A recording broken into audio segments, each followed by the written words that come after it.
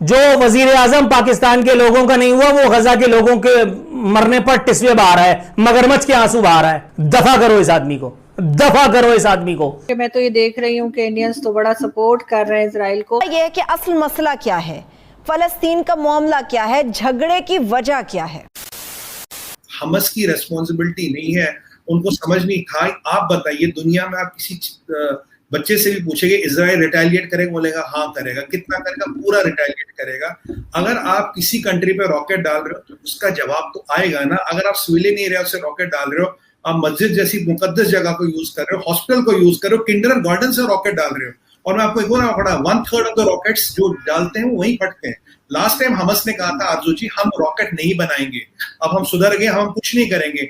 मुझे बताइए, लास्ट 8 साल में आपने 3000 रॉकेट इकट्ठे कर दिए। आपने अगर 3000 स्कूल, 3000 अस्पताल या 3000 कॉलेज बनाए होते या 3000 इंडस्ट्रिया लगाई होती तो आपको तो इजराइल से लड़ाई करने की जरूरत ही नहीं।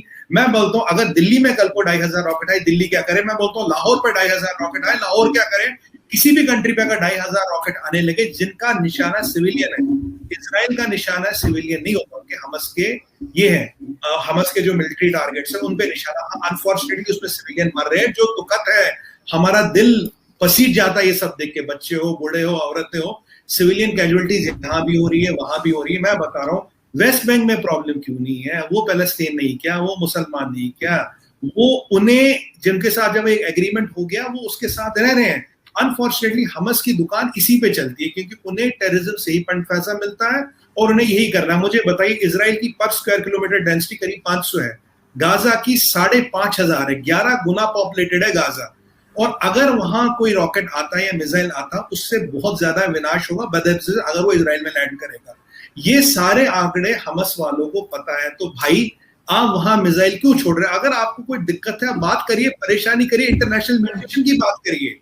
आप जो हमारे वेस्ट बैंक के हैं मोहम्मद असाद साहब, उनको यूज करिए, उनसे मीडिएशन कराइए। नहीं, आप ठीक कह रहे हैं सर। जो इजराइल को सपोर्ट करता है वो ऑफ कोर्स उनके लिए बात करेगा, जो फलस्तीन को करता है वो उनके फेवर में बात करेंगे। वो उनसे बात करूंगी तो वो कहेंगे कि नहीं हम तो कुछ नहीं कर रहे, इजराइल कर रहा है। इजराइल के जो सपोर्टर है वो कहेंगे नहीं। लेकिन मुझे ये बताइए कि इसका हल क्या है? आपको लगता है कि अगर दोनों गलत कर रहे हैं, लेकिन ये कि इसका हल क्या है, कहाँ पे जाके इस चीज को खत्म किया जा सकता है कि लोग पीसफुली रहे? जो क्लैश है इसको रोका कैसे जा सकता है? बिल्कुल, इसका एक तरीका हमारे सामने एग्जांपल है वेस्ट बैंक का।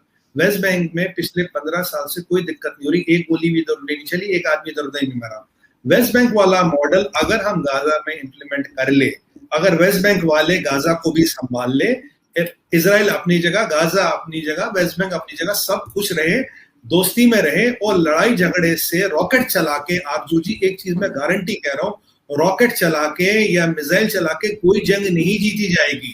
अगर आप रॉकेट एक चलाएंगे इजराइल पे, वो 3 वापस चलाएंगे। और उनकी जैसे यूएस की stated policy will not negotiate with terrorist. Israel की स्टेटेड, अगर आप हमें 1 लगाओ भाई, हम 2 लगाएंगे वापस। तो मुझे बताइए, आपको पता आपकी परिस्थिति क्या, आपको पता आपकी पॉपुलेशन डेंसिटी पता, आपको पता आपके पास डिफेंस सिस्टम नहीं। मैं एक चीज बोलूंगा आरजू जी, अगर आज इजराइल के पास आयरन ड्रोम ना हो, अगर ये 2500 रॉकेट सिविलियन एरिया पर, जो जिनका टारगेट सिविलियन एरिया से हमस की, तो अगर ये गिरने लगे, कितने लाखों इजरायली मरते? इसकी भी हमें जांच करनी चाहिए। ये मुझे जो वेस्ट बैंक में मॉडल चल रहा है आरजू जी, उसी को गाजा में इंप्लीमेंट करने की जरूरत है। इजराइल अपनी जगह है, फलस्तीन अपनी जगह है, रहे, मिल बैठ के रहे, ये रॉकेट वॉकेट बंद करे, पीसफुल सोल्यूशन जो है, पीसफुल नेगोशिएशन सोल्यूशन। मैं नहीं मानता इस कॉन्फ्लिक्ट का कोई मिलिट्री आंसर है। मिलिट्री आंसर में सिर्फ लोग मरेंगे, वो सारे मरे, इस साइड थोड़े कम मरेंगे, इस साइड थोड़े ज्यादा मरेंगे, फर्क इतना ही पड़ेगा, पर लोग मर रहे हैं। ये है कि असल मसला क्या है, फलस्तीन का मामला क्या है, झगड़े की वजह क्या है। 6% जमीन थी यहूदियों के पास, 6%। और अक़वाम मुत्तहिदा ने अमेरिका के ज़ेर असर, जिसके बारे में इकबाल ने कहा था, जो पहली तंजीम बनी थी अक़वाम मुत्तहिदा से पहले, उसके बारे में इकबाल ने कहा था, बहर तक़सीम कबूर अंजुमन साख्तन, कब्रें तकसीम करने के लिए एक अंजुमन बनाई गई है। 6% उनकी जगह थी, 50% उनको दे दी, और अब बतदरीज ये सूरत हाल है कि 6% फ़लस्तीनियों के पास है और वो भी उनसे छीनने की कोशिश की जा रही है। सब जानते हैं कि झगड़ा कैसे शुरू हुआ।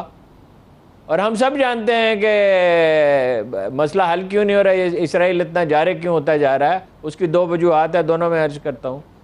बात यह है कि वो मशरकी यरूशलेम में जरा का जो इलाका है उसमें 150 घरों को नोटिस दे दी। ये तो हमने 70-80 साल पहले ख़रीदे थे, 70-80 साल पहले ख़रीदे थे।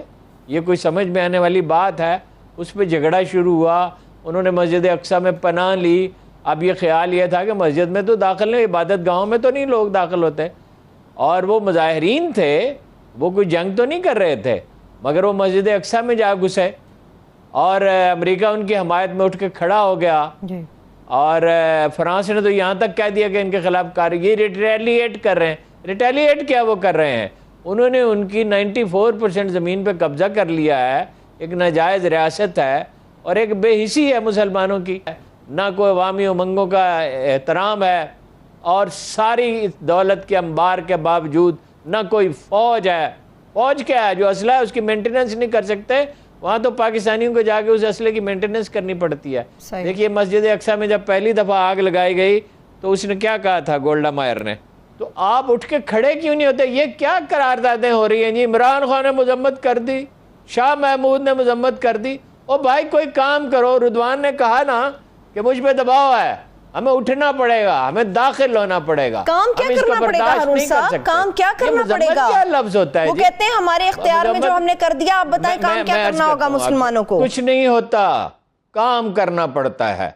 मुसलमान 20-30 बरस तक रोते रहे कि इजराइल और फिलिस्तीन के बीच शुरू हुआ विवाद अब जंग में तब्दील होता जा रहा है।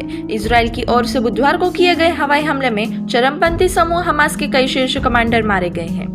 वहीं हमास के रॉकेट हमले में भी इजराइल के कई लोगों के मारे जाने की खबर है। कुल मिलाकर इजराइल और हमास के हमले में अब तक करीब 60 लोगों की मौत हो चुकी है। यहाँ यह जानना जरूरी होगा कि इजराइल और फिलिस्तीन के बीच विवाद को नया नहीं है, बल्कि इसकी जड़ 120 साल पुरानी है।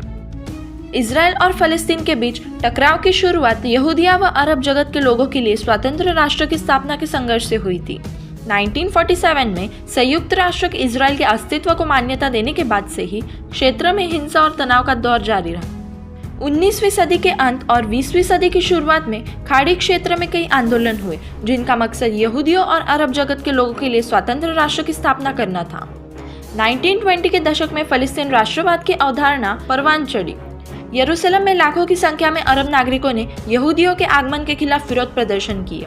1947 में संयुक्त राष्ट्र ने फिलिस्तीन को 2 हिस्से में बांटा, यहूदियों के लिए इजराइल और अरब जगत के लोगों के लिए फिलिस्तीन। अरब समुदाय ने जताई आपत्ति, फिलिस्तीन में छिड़ा गृह युद्ध। 1967 में खाड़ी क्षेत्र में जारी युद्ध और हिंसा के बीच गाजा पट्टी, सिनाई प्रायद्वीप, पूर्वी यरूशलेम तथा पश्चिमी तट पर इजराइल का कब्जा हुआ। दोनों देशों में तब से ही जारी है सीमा विवाद।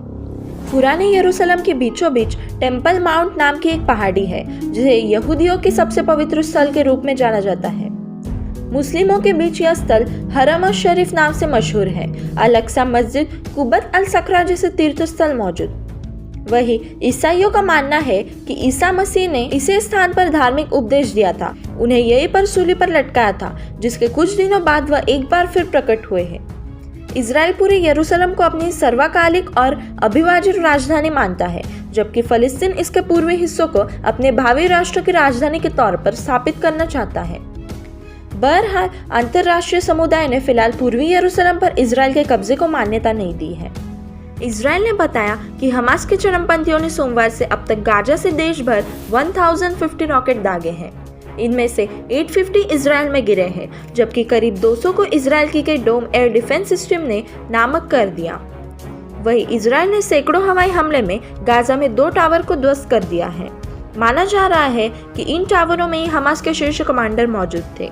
इजराइल ने पहले चेतावनी देते हुए गोलियां चलाई ताकि नागरिक टावर छोड़कर जा सके, लेकिन बाकी संपत्ति को काफी नुकसान पहुंचा। गाजा पर फिलिस्तीनी चरमपंथी गुट हमास का नियंत्रण है।